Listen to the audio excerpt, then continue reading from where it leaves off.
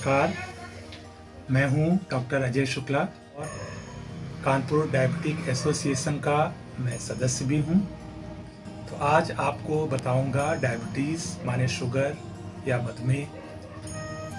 हम लोग की देह में एक खून के भीतर शुगर की मात्रा एक निश्चित मात्रा होती है और अगर उस लेवल से जो है बढ़ जाती है मात्रा तो कहा जाता है कि शुगर की बीमारी हो गई या डायबिटीज़ हो गया।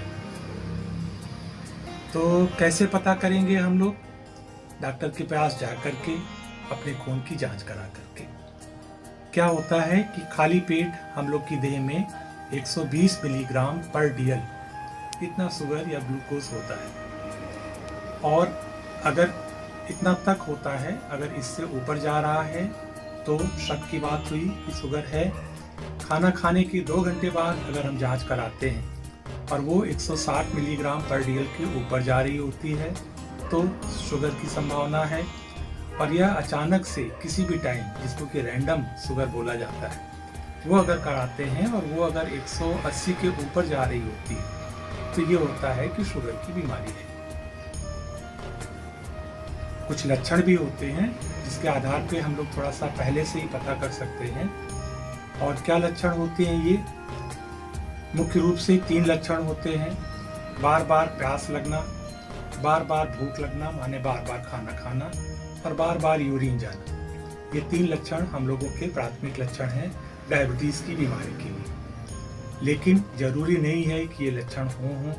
कुछ लोगों में नहीं भी महसूस होते हैं, कुछ लोगों में कुछ और साथ में परेशानियां महसूस होती हैं। बहुत कमजोरी, थकान लगना, देह में जो है दर्द होना, घाव का जल्दी सूखना नहीं, ये जो है कुछ लोगों में इस तरीके के लक्षण भी होते हैं। तो अगर इस तरीके का कुछ महसूस होता है तो पैथोलॉजी लैब में जा कर के अपना शुगर लेवल चेक करा लीजिए और उसके बाद जो है जो जरूरी चीज़ें हैं उनमें इलाज आता है, परहेज आता है। तो होता क्या है कि हम लोग की देह में एक हार्मोन होता है, इंसुलिन हार्मोन, जो इसकी कमी से शुगर कंट्रोल करने की क्षमता खत्म होती चली जाती है, कम होती चली जाती है और इससे जो है डायबिटीज़ होता है। इंसुलिन हार्मोन पैंक्रियाज में बनता है। तो अगर कोई पेट की बीमारी जिसमें पैंक्रियाज ग्रसित हो गया है तो शुगर होने की संभावना होती है। कई बार स्टेरॉइड का जो है बहुत ज़्यादा मात्रा में जब सेवन हो रहा होता है तो शुगर हो जाती है। तो इस तरीके की दवाइयाँ जब हो रही होती हैं तो बहुत ध्यान रखना होता है कि हमको शुगर तो नहीं होने जा रही है या शुगर तो नहीं हो जाएगी। तो अब आते हैं अंतिम चरण पे, माने कि इस बीमारी से बचा कैसे जाए। बचने का सबसे बढ़िया तरीका ये है कि हम लोग की दिनचर्या नियमित होनी चाहिए और उसमें जो है मेहनत, एक्सरसाइज, योगा, खेलकूद इनका समावेश होना चाहिए।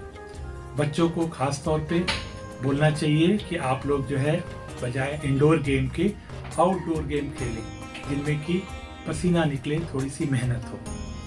हम लोगों का खाना पीना जो है, बच्चों का भी हम लोगों का भी खाना पीना संयमित होना चाहिए और नेचुरल होना चाहिए।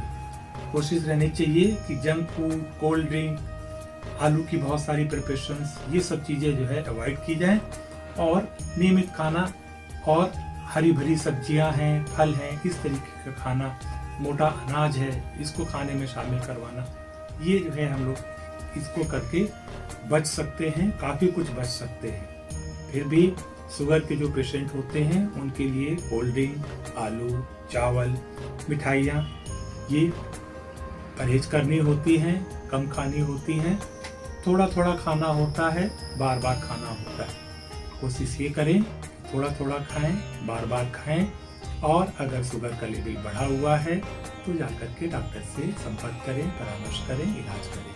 बस यही है, इससे डरने की कोई बात नहीं, बहुत आसानी से कंट्रोल होने वाली चीज़ है। आज के लिए बस इतना ही। नमस्कार।